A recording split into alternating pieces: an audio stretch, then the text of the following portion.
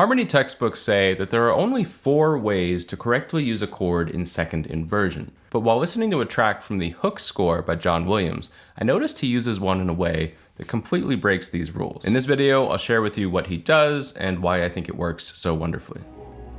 You're doing it. To recap, if your music theory is a little rusty, a second inversion chord is when the fifth of the chord is in the bass. So let's say you have a C major chord. When C is on the bottom, or in the bass, it's in what's called root position. But if any other chord tone is on the bottom, then we call it an inversion. Inversions are counted in the order that they happen. So after the root C, the next chord tone is E.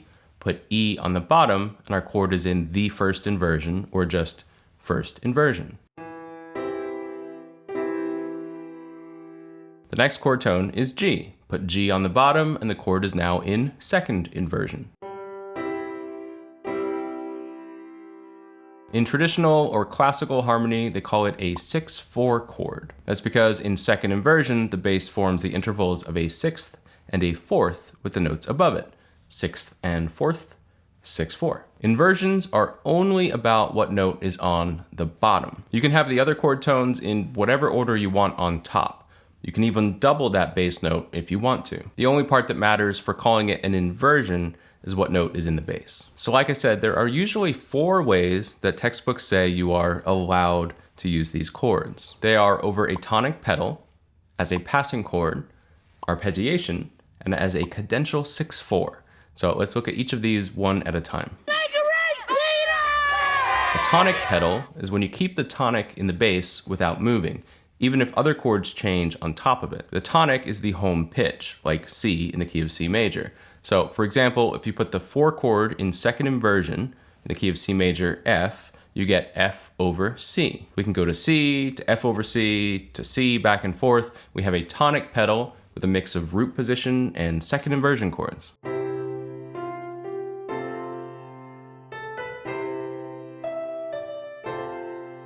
John Williams uses this tonic pedal in Granny Wendy's theme from Hook, with E flat and A flat over E flat.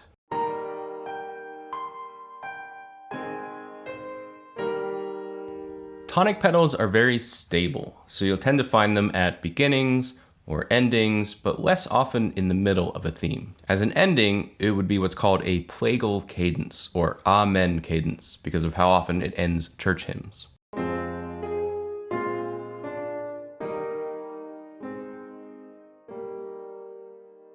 William Kaplan thinks that a plagal cadence is the wrong name for this because it's not really a cadence. And I agree with him, but that's a hot take for another time. Another way to use 6/4 chords is as a passing chord. For example, if you want to go from C in root position to C in first inversion, or C over E, you can put G over D in between them, get a nice walking stepwise bass line. Second inversion chords also show up when you have an arpeggio in the bass line. So if we go C to C over E to C over G, we still have a C chord the whole time, we just have some movement in the bass. And although labeling this as a 6/4 chord is technically correct, you risk over-analyzing because I think the overall impression of the bar is a C in root position. The arpeggiation is more of a decoration. There's not really a functional purpose like with the passing 6/4 we just saw, or the cadential 6/4, which we'll look at next. The cadential 6/4 is my personal favorite, and I way overuse it in my writing. This is a pattern you've probably heard a million times, where you make a 5/1 cadence longer by going 1/6/4, 5/1.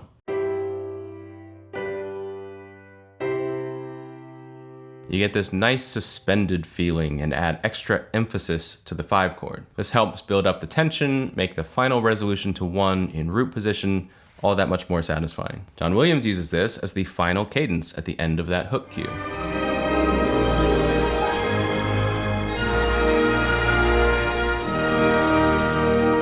So those are the traditional uses of second inversion chords: tonic pedal, passing, arpeggiation, and cadential 6/4. The reason the second inversion chord is so limited is because it's unstable. The interval of a fourth is traditionally considered dissonant and has a strong urge to resolve down into a third. To my ear, going from a third to a fourth feels unsettled, but going from a fourth to a third feels restful.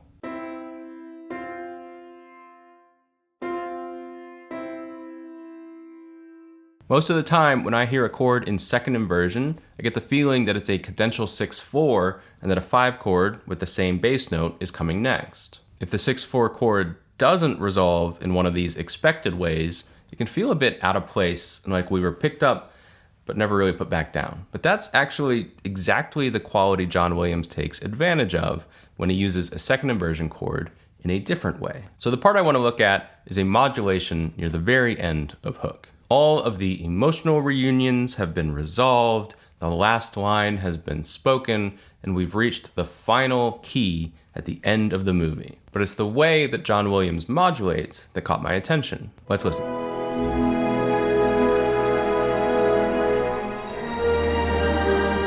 We're moving along in the key of B major with pretty straightforward 1, 2, 4, 5 harmony. The tension holds for a moment on an F♯7 sus chord, then moves to an E in second inversion, and we expect B major to come next.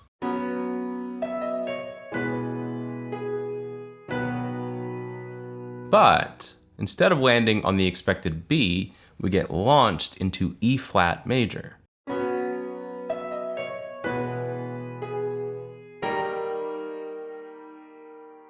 So he uses that 4 chord in second inversion to modulate up a major third from B to E flat, and it sounds great. It probably works for at least 4 reasons. First, we have the relationship between B major and E flat major, which is a major third apart. I made a video a long time ago about this, which is called a chromatic mediant. It's something you hear in film music all the time. Lord of the Rings score is basically built on this. By using keys a third apart, you essentially break any relationship between the first key and the second key. It's not like E flat major feels like the 4 or 5 chord in B major, it's just totally foreign. And that allows the music to move forward into new territory, leave the old key completely behind. So that's why it sounds fresh and new, but why does it still feel logical and satisfying? One thing we have is this E to E flat resolution.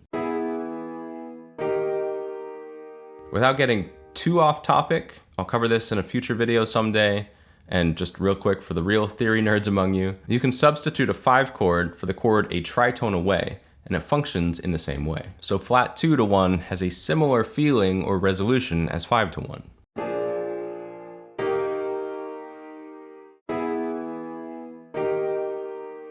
Also, let's look at the melody. Here's the line with it resolving on B, which to my ear is the pitch it's aiming for.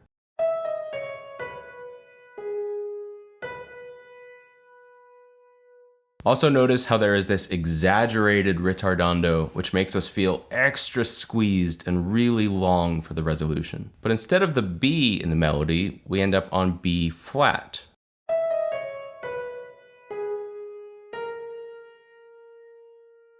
It's in the right direction, resolving upwards, it just didn't resolve upwards by the distance we expected it to. Like I often say, give people what they expect, but not how they expect it. And finally, it's a second inversion chord. It's unstable. It's a plain triad, but with an internal dissonance. And it manages to give us both the E to E flat resolution on top and that chromatic mediant B to E flat on the bottom at the same time.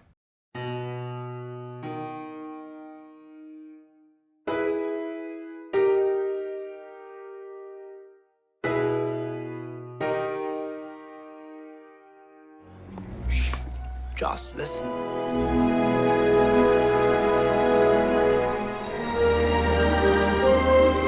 I want to give a special shout out to Ben Smith for his analysis of this cue that got me into this in the first place. I'll put a link to it in the description. As always, thank you to my supporters on Patreon. If you enjoy these kinds of videos and want to support me, please consider becoming a Patreon member where you can get early access to videos and exclusive videos every month. I mentioned earlier that I don't think plagal cadences count as cadences at all.